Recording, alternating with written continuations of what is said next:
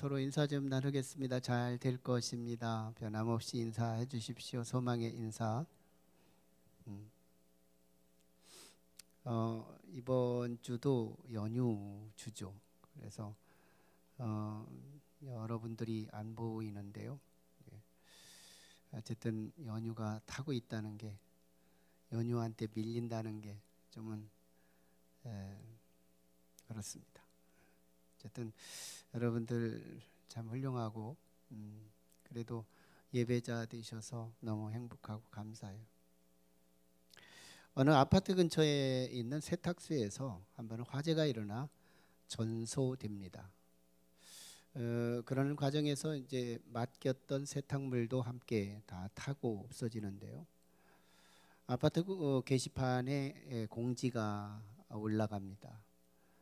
사과문이었는데요. 여러분이 맡긴 세탁물이 다 탔습니다.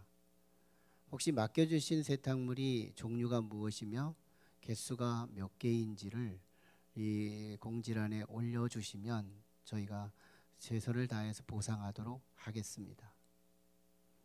그리고 잠시간 시간이 지났는데 그 사과문 아래에 한 기록이 남아 있어요. 아마 뭐 옷이 몇 개가 맡겼고 이런 얘기가 있을 것으로 기대하고 그 공지를 들여다보니 그 공지의 내용은 뜻밖의 다른 내용이었습니다. 아저씨, 저는 양복을 한 번 맡겼습니다. 그러나 저는 받지 않겠습니다.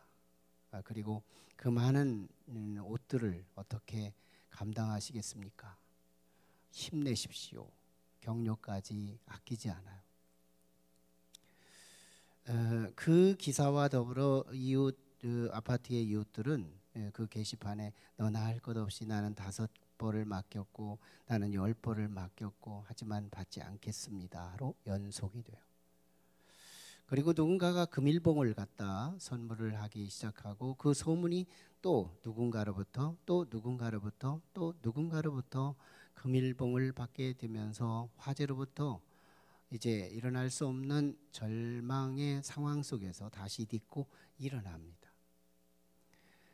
그리고 어느 한 시점이 지나서 감사문이 게시판에 다시 올라가요. 저는 월남전에 참전해서 많은 돈을 벌어서 사업을 지금까지 해왔지만 이번에 화재로 전소됨으로 다 상실하여 절망할 수밖에 없었습니다.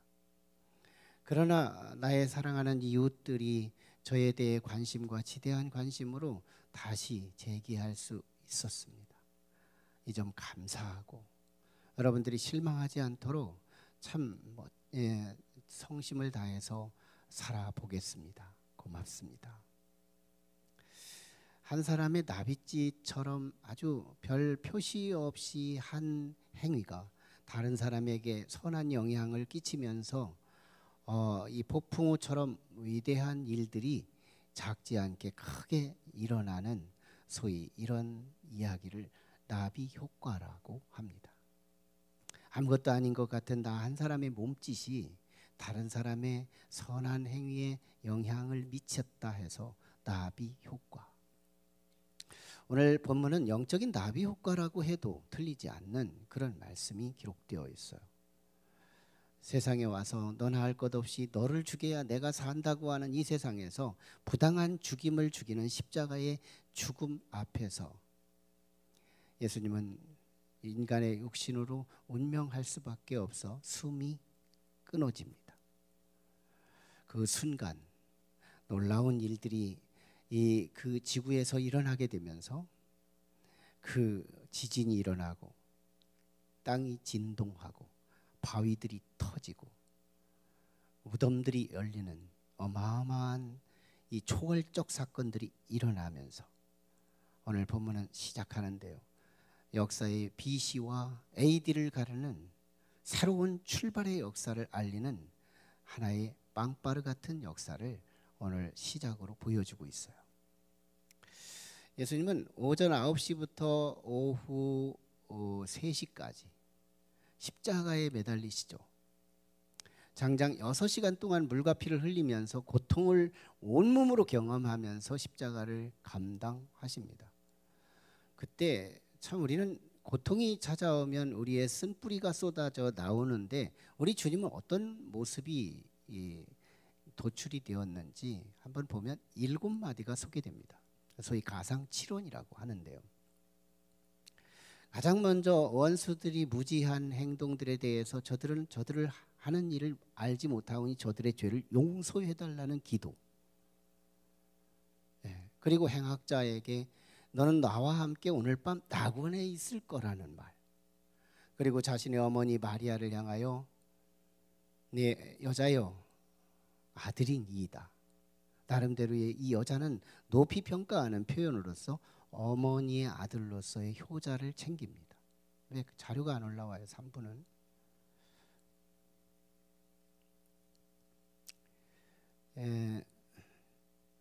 그리고 우리 주님이 정말 너무너무 고통스러운 시면 속에서 엘리 엘리 라마 사막다니 하며 외치죠. 그리고 목마름, 그리고 다 이루었다.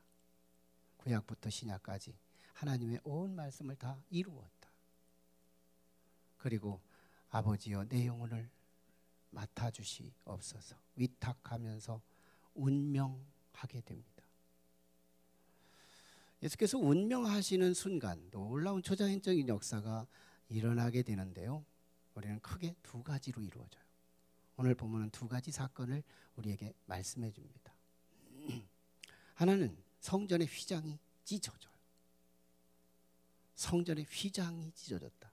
이 휘장의 의미가 우리 인류의 죄악을 의미합니다. 하나님과 우리 사이에 막힌 담이라고나 할까요? 담. 하나님을 볼래 볼 수 없고 하나님의 음성을 들을래 들을 수 없고 하나님을 가까이 할래 가까이 할 수 없는 하나님과 나 사이에 가려진 담. 사실은 이 성전을 먼저 구조 이해가 필요한데요. 아마 이렇게 직사각형으로 아마 고대 스룹바벨 성전이 그렇게 됐을 텐데 이 중에서 한 3분의 1 정도 되는 앞에 강단 앞쪽을 향해서 지성소라고 말하고 뒤에 회중석을 성소라고 합니다.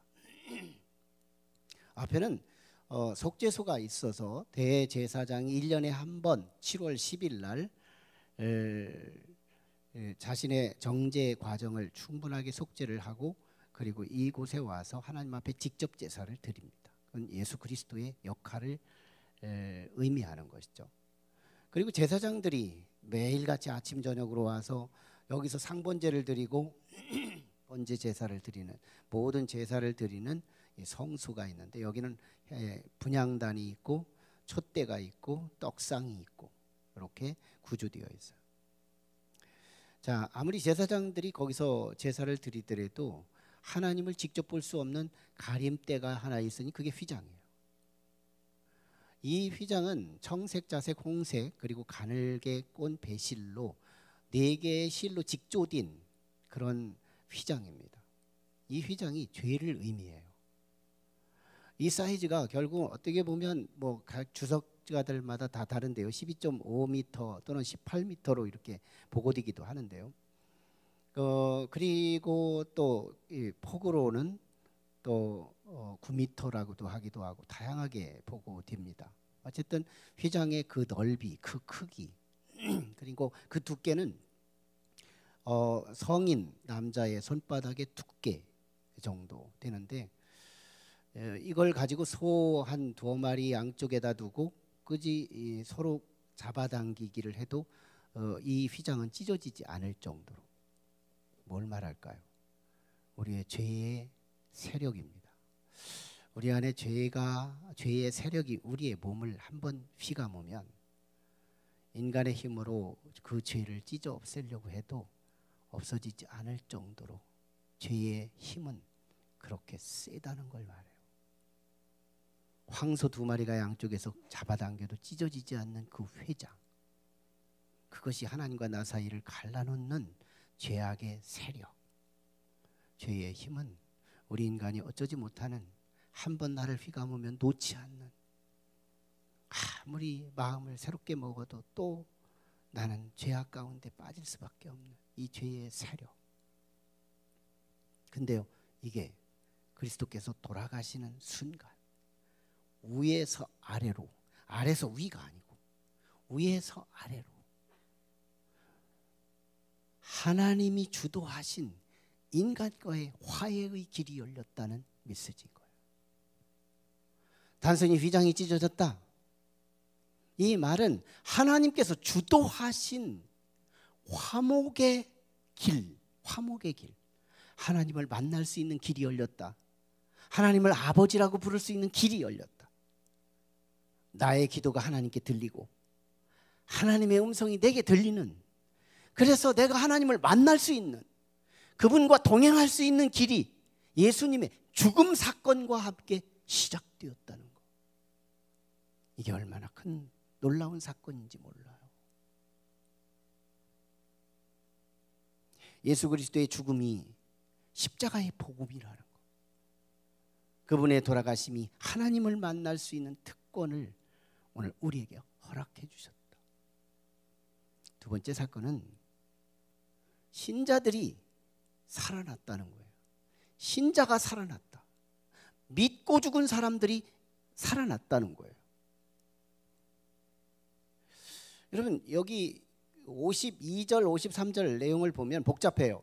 뭐 지진이 일어나죠, 그리고 땅이 진동하죠, 바위가 터지죠, 무덤이 열리죠, 거기서 사람이 또 살아나죠, 많은 사람들이, 그리스도인들이 살아나는데, 이 복잡한 것은 사실은 많은 뭐 분위기 같은 거, 지진이 일어나고 소리가 나고 터지고 뭐 이런 무대는 그 초자연적인 생명이 살아나는 과정에 일어나는 하나의 분위기에 불과해요.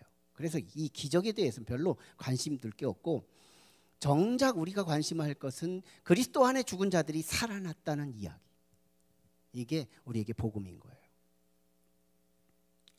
여러분, 이 사람들이 지금 살아난 건 부활을 말하는 메시지가 아닙니다.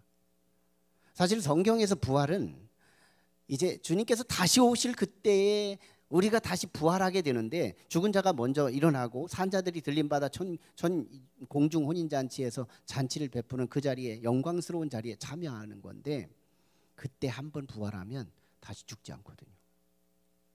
그런데 예수님께서 돌아가시던 그 순간에 무덤이 열리면서 일어났던 이 사람들은 부활이 아니고 회생인 거예요. 어느 가정에서 아내가 죽었다잖아요. 그래서 관짝을 메고 아파트 계단을 내려오는데 인부들이 잘못해가지고 부딪히는 바람에 살아났다잖아요. 그걸 회생이라고 그래요. 회생이 뭐냐? 다시 살아났다가 다시 또 죽는 거. 이게 회생이거든요. 그래서 나중에 집으로 다시 돌아가가지고 한참 살았는데 또 죽었대. 그래가지고 관짝을 메고 오는데 남편이 인부들한테 조심을 굉장히 부탁하는데, 조심해 부딪히지 말게. 이렇게 살면 안 되겠지 않겠어요? 같은 삶을 살아도 부딪혀서라도 살게 하자. 이 사는 것을 기쁨으로 여겨야 되는데 다시 살아날까 봐 겁나하는 그런 부부가 되면 안 되지 않겠어요? 어쨌든 이건 부활이 아니라는 거예요. 우리의 부활은 그리스도께서 다시 오실 그때의 부활이 되는데, 그때 한번 부활하면 영원토록 그 생명을 누리는 그 생명이거든. 그런데 이 생명이 왜 마태가 여기서 부활 사건 같은 이야기를 다루고 있을까? 이거에 마가도 다루지 않아요. 누가도 다루지 않아요. 요한도 다루지 않습니다. 아마 그들도 다 봤을 거예요. 사람들이 저거 살아나네, 저기도 살아나네, 무덤이 열리면서 사람이 나오는 거예요. 그러면서 참 이상하다 같이 증거는 보면서도 이거 어떤 교리에 맞춰서 다뤄야지? 이거 헷갈리는 상황인 거예요. 잘못 따랐다가는 이단될 수 있어요. 그래서 누가도 마가도 요한도 침묵하는 내용이 오늘 마태는 다룹니다. 마태의 신학이 나름대로 그가 말하고 싶은 메시지가 있다는 거예요. 예수께서 운명하시던 그 순간에 먼저 믿었던 사람들이 다시 회생하고 일어났다는 이 이야기는 무슨 메시지를 전하려고 하는 거냐면, 그리스도께 안에 있었던 그 생명, 사실은 우리의 생명과 그리스도의 생명이 다릅니다. 우리의 생명은 엄마가 준 선물이거든요. 엄마가 선물로 준 생명이에요. 그걸 자연생명이라고 그래요. 이 자연생명은 자연 앞에 취약해요. 생로병사합니다. 뜨거우면 뜨거워서 죽겠고 차가우면 차가워서 죽을 그런 생명이에요. 연약한 생명이에요. 그런데 예수 그리스도 안에 있는 그 생명은 다른 생명이거든요. 심지어는 사망과 싸워서 이긴 생명, 영원한 생명, 절대적인 생명, 강한 생명, 그 생명이 그리스도 안에 있는 거예요. 자, 근데 그리스도께서 육신의 몸으로 왔기에 한 번은 죽는데, 죽을 때 그리스도 안에 그 생명이 하늘로 올라갔다? 아닙니다. 공중에서 귀신처럼 떠돌아다닌다? 아닙니다. 마태는 지금 장차 주님이 오실 그때의 하나의 예표론적으로 이 얘기를 하고 싶은 거예요. 그리스도께서 그 육신에 운명하는 그 순간, 주님 안에 있었던 그 영원한 그 생명, 죽음 가운데 믿어가며 믿다가 죽은 성도들의 그 죽은 시체 위에 부어지는 생명,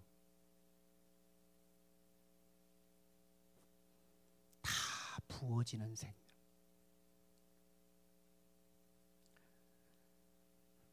마태는 이 부분에 성령의 소리를 듣게 되는 거예요.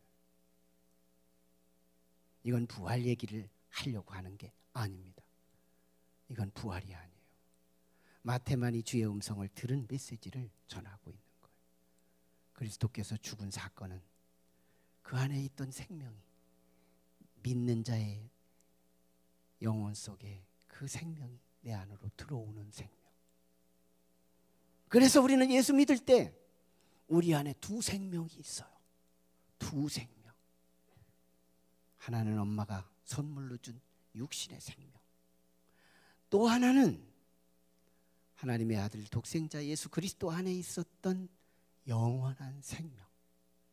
그 생명은 사망이 어쩌지 못하는 생명.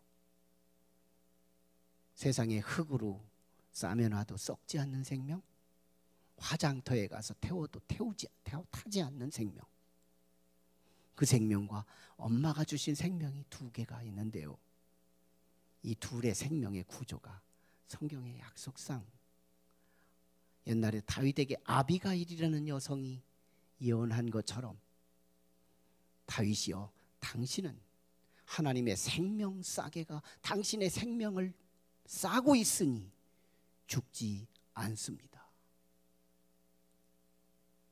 그리고 나서 다윗은 수많은 전쟁터에 가서 죽음의 위기를 경험하지만 다윗을 향하여 쏘아붙인 화살촉은 얼마나 될까요? 다윗을 죽이려고 칼을 휘두른 칼은 얼마나 될까요?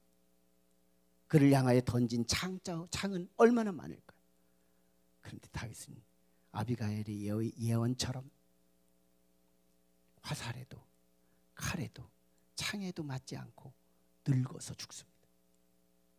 다윗은 정말 생명싸개로 그 생명을 보호받고 있었다는 얘기거든요. 예수 믿는 우리가 그와 같다는 거예요. 오늘 우리 안에는 연약한 엄마가 준 생명이 있지만 죽음과 싸워 이미 이기신 그리스도의 생명이 우리 안에서 내 연약한 그 생명을 감싸, 아무리 시간이 지나도, 아무리 추운 겨울에도, 아무리 뜨거운 햇빛에도 타지 않고 죽지 않는 영원한 생명 안에 생명싸개로 보호받는 그 생명이 예수 안에 내가 갖고 있다는 거예요. 우리에게 부어진 거예요. 이거 약속입니다. 성령 안에서 이것이 믿어지는 것이 복인 거예요. 나는 그냥 교회 다니는 사람이야, 이런 개념이 아니에요. 내가 예수 믿는 순간 나는 이런 기적의 주인공이 되는 거예요. 나는 탁월한 인물이 되는 거예요. 내 안에 놀라운 생명이 부어진 거예요. 그리스도의 운명하던 그 순간, 그 이후에 예수를 믿는 모든 사람의 가슴 속에 나의 연약한 생명에 그리스도의 생명이 부어짐으로 우리는 영생불사하는 그런 축복이 우리 모두에게 소유되어 있다 하는 겁니다. 그걸 누가 믿냐? 증인들이 있습니다. 오늘 본문의 54절로 56절에는 그 증인들이 객관적인 증인들로 세워지고 있어요.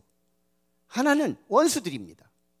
다시 말하면 로마의 백부장하고 그의 휘하 병사들이에요. 그들이요, 예수님을 십자가에 죽여놓고 십자가에 못 박아놓고 6시간 동안 언제 숨이 거두는지 기다립니다. 왜? 제자들이 와서 시체를 훔쳐가가지고 도둑질할까봐, 그래가지고 거짓 기독교를 홍보할까봐. 그래서 그들이 병사들을 아직 거두지 않고 지켜보고 있어요. 그런데 운명이 딱 떨어지는 거예요. 7마디를 다 끝나고 예수님의 목숨이 뚝 끊어지니까 고개가 축 처지잖아요. 그런데 놀라운 크로노스, 인간의 약속된 시간이 예수 그리스도의 육신의 운명하는 그 타임에 왠지 카이로스, 하나님의 시간이 개입되면서 놀라운 일이 벌어지는데요. 천둥번개가 치죠. 지진이 일어나죠. 땅이 진동하죠. 바위들이 터지며 땅 소리가 나기 시작하죠. 무덤들이 열리죠. 이 초자연적인 현상을 통해서 이방인들은, 백부장과 휘하 병사들은 두려운 마음이 임하면서 왜 하필이면 저가 죽는 순간 그럴까? 하면서 그들의 입에서 뭐가 나오느냐? 고백이 쏟아져요. 54절에 이는 진실로 하나님의 아들이었도다. 죽이기 직전까지만 해도 몰랐던 저들의 무지가 이 초자연적인 현상과 함께 예수 그리스도의 그 운명 앞에서 그들의 고백은 이는 진실로 하나님의 아들이었도다. 이게 메시아였다는 말이거든요. 하나님의 아들이었도다. 초대 그리스도교가 위협을 받았던 게 뭐냐면, 제자들이 시체를 가져다가 부활했다고 거짓말로 홍보해서 기독교가 섰다고 하는 도적설이 있어요. 심지어는 거짓설도 있어요. 다양한 설들로 인해서 기독교를 폄훼하고 훼손시키려고 하는 이론들이 많았던 그때에 사실은 마태가 지금 말하고 싶은 것이 뭐냐면, 예수님을 사랑하는 사람들의 증거가 아니라 예수님을 못 박은 사람들의 증거를 앞세우며 이 사실은 객관적 사실이고 엄연한 사실인 것을 강조하고 있다는 겁니다. 두 번째 증거는 예수님을 사랑하는 사람들의 여성들이에요. 이들의 반응입니다. 이들의 반응은 결국 55절에서 이렇게 말해요. 거기서 멀리서 바라보고 있으니, 사실은 비천한 여성들이었어요. 사회적 신분제도에서 비천한 여성들이어서 남성들이 하는 일에 가까이 갈 수 없었고요. 법적인 집행 사형 형장이었기 때문에 멀리서 법적인 사람들만 가까이 있을 뿐이 멀리서 바라만 볼 수밖에 없었어요. 그러나 이들은 역시 주관적인 증인들이 맞았다는 거죠. 예수님이 운명하는 그 시간까지 누가 거기 있었어요? 여성들이 거기 있었다는 거예요. 이들은 예수님이 갈릴리에서 사역할 때마다 예수님의 하는 일을 수발을 들어드리고 또한 섬겨드리던 여성들이에요. 예수님에 대한 남다른 사랑을 갖고 있어서 예수님이 예루살렘에 오셔서 순환당하는 소리를 듣고 그들은 예루살렘까지 쫓아왔고, 예수님이 비아돌로르자의 고난의 길을 걸어가실 때 그들을 뒤쫓아갔고, 그리고 십자가에 매달려 고통당하는 그 시간에도 이 여인들은 거기 있었고, 그리고 예수님이 운명하던 그 시간까지도 주님을 사랑하는 이 여인들은 거기 있었다는 거예요. 사실은 요한복음 기자는 남자 하나도 또 있거든요. 사도 요한이 거기 있습니다. 그런데 마태는 사도 요한 빼요. 주류, 다수, 대부분이 여성들이 있다는 걸 말하면서 오늘 말씀에는 이렇게 56절에서 표현해. 그 중에 막달라 마리아와 그리고 야고보와 요셉의 어머니 마리아와 그리고 세베대의 아들들의 어머니 여성들만 다 다루고 있는, 마태가 말하고 싶은 게 있는 거예요. 복음의 의외성, 복음의 의외성. 나는 이 말씀을 묵상하면서 얼마나 두려웠던지 몰라요. 정작 있어야 할 유대인들이 있어야 할 그 자리에 왜 이방인들이 거기 있냐는 겁니다. 정작 남자들이 있어야 할 그 자리에, 남자 중심 사회니까. 그런데 왜 여자들이 있느냐는 겁니다. 정작 제자들이 있어야 할 그 자리에 왜 여성 제자들이 거기에 있느냐는 겁니다. 정작 목사가 있어야 할 그 자리에 왜 새가족이 거기 있느냐는 겁니다. 십자가에 고통당하며 나를 위해 죽어주시는 예수 그리스도의 순환의 현장에 당연히 있어야 할 그 사람이 왜 거기에 없느냐는 거예요. 비천한 여성, 이들이 십자가의 골고다에 운명하는 그 시간까지 거기 증인이 되고 거기에 남아있기까지는 당연히 있어야 할 바리새인들, 서기관들, 사두개인들, 산헤드린 공회들, 성경을 달달 외우는 사람들, 설교하는 사람들, 이들이 있어야 할 것인데 왜 비천한 여성들만 거기 있었냐는 거예요. 복음의 의외성이에요. 장차 우리 주님 나라에 있을 때 목사는 안 와 있고 성도들은 와 있고 장로님, 권사님, 집사님들은 안 와 있고 교회에 바로 등록하자마자 교인도 아닌 것 같았던 그 사람이 천국에 와 있다면 이게 복음의 의외성 아니에요. 이 땅의 목사, 전도사, 장로, 권사, 집사 순으로 천국에 레벨로 세워지는 게 아니고 천국에 가보면 순서가 뒤바뀌고 의외적인 현상들이 일어나는데 온갖 여성들이 거기 있대요. 비천한 여성, 신분제가 명확했던 비천한 여성들이 거기 있더래요. 그리스도께서 4번에 걸쳐서 십자가의 죽음을 계시하시는데요. 첫 번째 계시하실 때 요한복음을 통해서 계시할 때 이렇게 말합니다. 내가 영광을 거둘 때가 왔도다. 영광을 거둘 때가 왔도다 하고 뭘 말하느냐면 내가 이번에 십자가에 죽을 거다 이런 얘기를 하는 거예요. 그러니까 예수님께서 말씀하시는 의도는 영광과 죽음은 관계 있다는 거예요. 영광과 죽음은 관계 있다. 요한계시록 14장에 보면 그리스도 안에서 죽은 자는 복이 있다 이렇게 선포합니다. 그리스도 안에서 죽은 자가 복이 있다. 오늘 예수 안에서 오늘 우리가 다가오는 그 죽음은 복 있는 사건이 전개되는 것을 알아야 합니다. 사실은 예수께서 내가 영광을 받을 때가 왔도다 하면서 십자가에 죽는 얘기를 하시는데요. 우리의 죽음은 뭔지 알아요? 하나의 커튼에 불과합니다. 하나의 커튼, 저 커튼 하나만 잡아 제키면 새로운 세계가 열리는 현상. 성도의 죽음은 커튼입니다. 우리의 죽음을 두려워하지 않고 믿음으로 잘 받아들일 수 있는 성도들이 되었으면 좋겠어요. 성도의 죽음은 커튼이에요. 커튼 하나만 열어 제키면 다른 빛이, 세상에는 볼 수 없는 놀라운 광경들이 우리 앞에 영광스럽게 펼쳐지는 날이 올 거라는 거예요. 그러면서 주님이 비유로 하신 말씀이 뭐냐면 한 알의 밀알이 땅에 떨어져 죽으면 많은 열매를 맺고 죽지 아니하면 한 알 그대로 있나니 이 말씀을 남깁니다. 예수 그리스도의 죽음이 생명의 열매를 맺게 됐다는 거예요. 여러분, 예수님의 그 십자가에 돌아가신 운명하던 그 순간이 오늘 인류의 세계 종교가 되게 하고 세계 기독교의 그리스도인들이 나오며 그들의 엄마의 생명만 가지고 있지 않고 그리스도의 영원 불사하는 그 생명을 함께 보유한 성도들이 이 땅에 가득하게 채워지게 된 이유는 예수 그리스도의 미랄로 오신 그리스도의 죽음 때문에 우리가 살아났다는 거예요.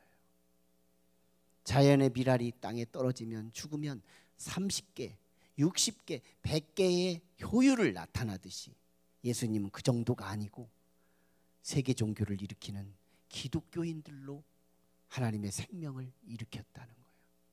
예수 그리스도의 그 죽음은 십자가의 복음이라는 말입니다. 주님의 십자가의 죽음은 가치가 있고 그분의 죽음 덕분에 우리는 살았다 이 말입니다. 그분을 하늘에 심고 오늘 우리는 땅에 수많은 영혼의 열매를 맺게 되었다는 거죠. 저는 전도사 때 장례식을 하는 장면을 인천의 한 대형교회 목사님이 오셔서 자신의 성도의 가정이어서 우리 세동의 시골교회 아주 오직교회였는데 그곳에서 장례를 치르는 모습을 와서 보고 그분이 이렇게 말해요. 우리 대한민국의 목사님들은 이종현 전도사한테 장례식을 배워야 한다 하는 말을 남깁니다. 제가 그렇게 칭찬받았던 소리예요. 자랑하려고 하는 게 아닙니다.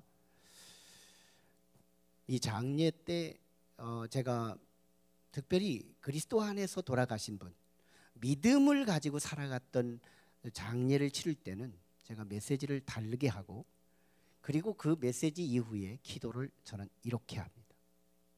하나님, 이번에 믿음의 권사님, 이 땅의 빛과 소금의 역할을 감당한 권사님이십니다. 이분을 상실하고 유족들의 슬퍼하는 현장이지만 하나님은 우리의 슬픔만 보시지 않으시죠.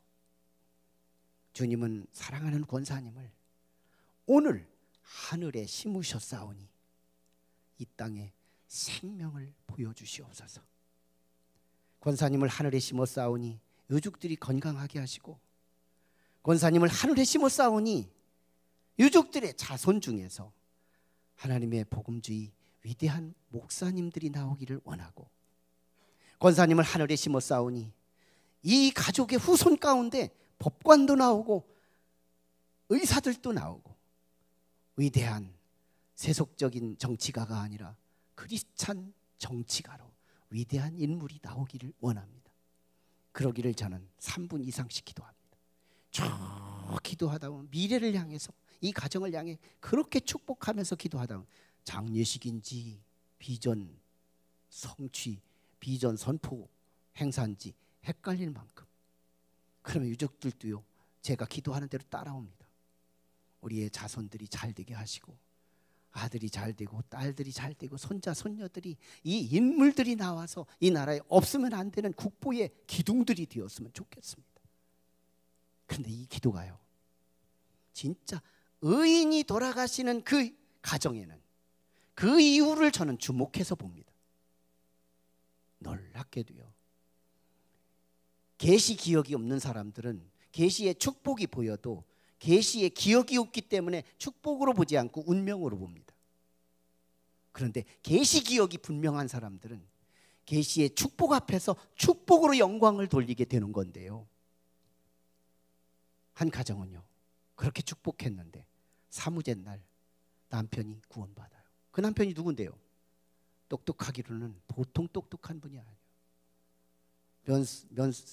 면장님이 혼나고 경찰서장이 혼나고요, 정당한 이유를 가지고 합리성과 타당성을 가지고 관공서의 대표들을 혼내면요 그들이 잘못했다고 사과합니다.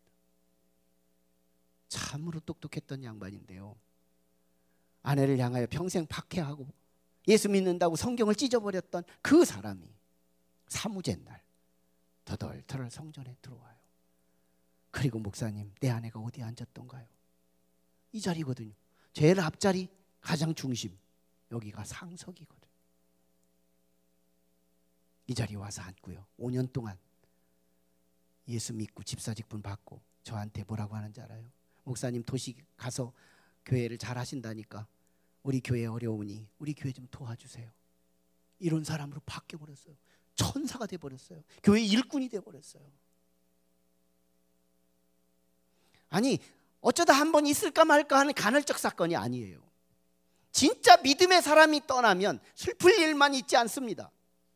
저는 이 성경적 근거를 가지고 자신 있게 선포하는 것이 뭐냐면, 하나님, 믿음의 사람 때문에 슬퍼하는 현장은 맞지만, 그러나 믿음의 사람이 하늘에 심었사오니 땅에서 결과를 보여주셔야 되지 않습니까?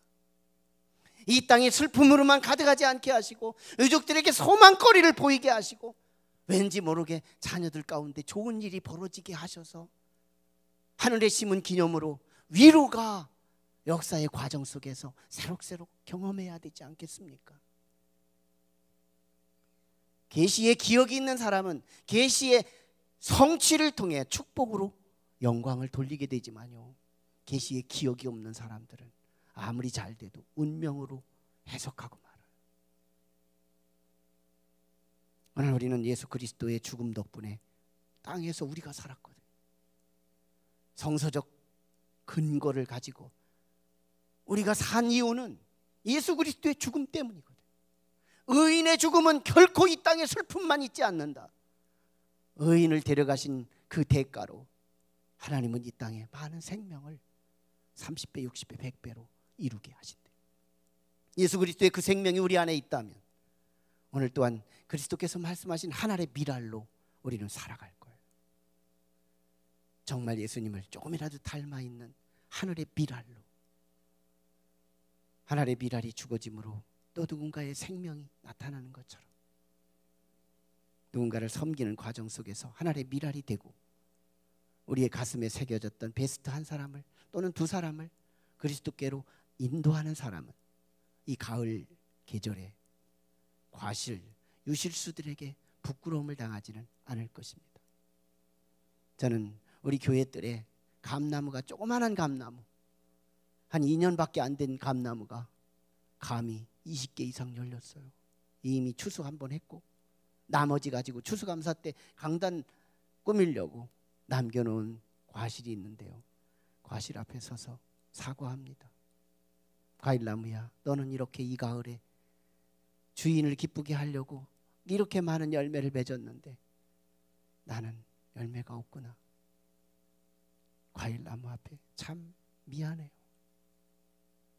그리스도의 삶의 원리를 보며 하늘의 미랄로 그분의 죽으심으로 기독교가 세계 종교가 되고 그 결과로 내가 예수 믿는 자가 됐고 내 안에는 이목구비가 믿지 않는 자와 똑같지만 내 내면은 엄격히 달라서 엄마가 주신 생명의 선물, 그뿐 아니라 그리스도께서 죽어가며 주신 그 생명이 내 안에 있으므로 나의 삶도 하늘의 미랄로 살기를 주의 이름으로 축원합니다. 기도하시죠.